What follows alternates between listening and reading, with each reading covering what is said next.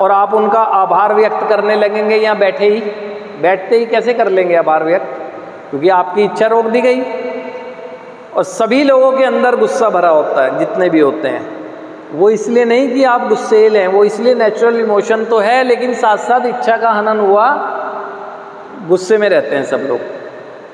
कुछ लोग वेंटिलेट भी करते रहते हैं। वेंटिलेट करने का उद्देश्य अगर हमारा गुस्से से रिलीफ मिलना हो पॉजिटिव वे में, जिसे कहते हैं प्रॉब्लम सॉल्विंग अप्रोच, गुस्से में भी तो अप्रोच होती हैं। आपने अभी तक एक्सप्लोडिंग लगाई, इच्छा का आनंद हुआ, तोड़फोड़ करनी शुरू की, है ना, या इच्छा का आनंद हुआ, सिंगल ट्रैक वेंटिलेट खाली कर रहे हैं, दूसरे की पता ही नहीं लग रही है। प्रॉब्लम सॉल्विंग अप्रोच अगर लगा के चलेंगे तो रिलीफ मिल सकता है, लेकिन आप नहीं लगाते उसको, तो अब ये हनन होता है। अब यहाँ पर जब आते हैं तो आपके मस्तिष्क में, क्योंकि गुस्से को अगर अभिव्यक्त नहीं करेंगे, कुछ क्षण बाद वो खुन्नस का रूप ले लेता है, क्योंकि अभिव्यक्त नहीं किया ना आपने, जो आपके अंदर चल रहा था वो व्यक्त ही नहीं किया आपने, वो खुन्नस हो गई।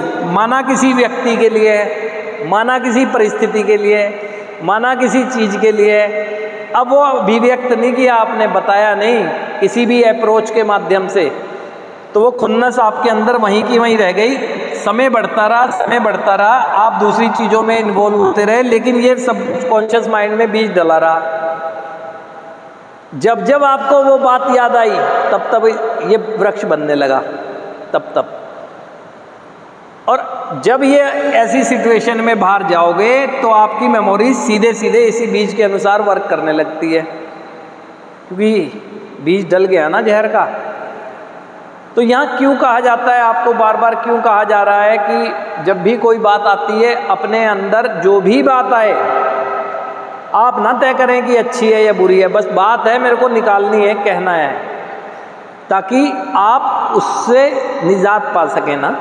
और ख़ास तौर से इसके हनन होने पर, अगर फिर भी आपको अगर गुस्सा आता है, आएगा, स्वाभाविक बात है, तो फर्स्ट डे से ही आपको वेंटिलेट करना शुरू कर देना चाहिए, ताकि आपको पता लग जाए कि जिस इच्छा के हनन के कारण गुस्सा मुझ में आ रहा है, वो वास्तव में मेरी ज़रूरत है तो नहीं आएगा ना आपको। क्यों ज़रूरी क्या है इसमें ना, आप खुद महसूस करें, आप सब प्रैक्टिकल महसूस करें एक चीज़ को। माना कोई व्यक्ति विशेष की बात आपको पसंद नहीं आई और चुभ गई कोई बात, आपको ऐसा समय आया कि आप उसे अभिव्यक्त नहीं कर सकते, ना वेंटिलेट कर सकते, कुछ मर्यादाएं हो सकती हैं, कुछ दबा, कुछ भी हो सकता है, लेकिन आपके अंदर वो है बीज, आपने निकाला है नहीं। अब वो व्यक्ति जब आपके सामने आता है ना, तब आपके अंदर ना, सोच के देख लो कि होता है या नहीं होता है, वो चीज़ें होती हैं, आपको विचलन आता है अंदर से जब उसे देखेंगे। यही तो कहा जा रहा है कि अपने अंदर खुन्नस का बीज ही ना डलने दें। और ये भी कहा जा रहा है गुस्सा आना स्वाभाविक चीज़ें, आएगा, अभिव्यक्त कर लें, किसी भी तरह से कर लें, उस जिज्ञासा को शांत कर लें, खुन्नस का बीज ना डलने दें। यहाँ पर बैठे बहुत से व्यक्ति होते हैं, या अधिकांश ही देख लें,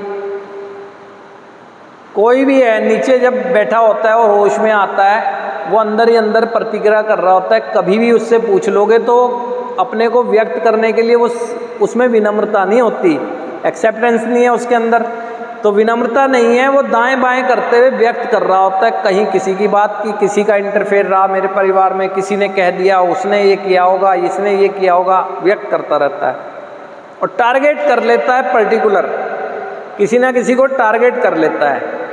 अरे भाई, अगर किसी ने हमारे लिए यहाँ का डिसीजन ले भी लिया तो क्या गलत डिसीजन है? पहले ये तय करो ना। यदि गलत डिसीजन है तो आपका वाजिब है गुस्सा करना। यदि डिसीजन गलत नहीं है तो आपको आभार व्यक्त करना चाहिए या खुन्नस पालनी चाहिए? आपको तो आभार व्यक्त करना चाहिए ना, लेकिन कर नहीं पाते क्योंकि आप प्रैक्टिस नहीं कर रहे होते।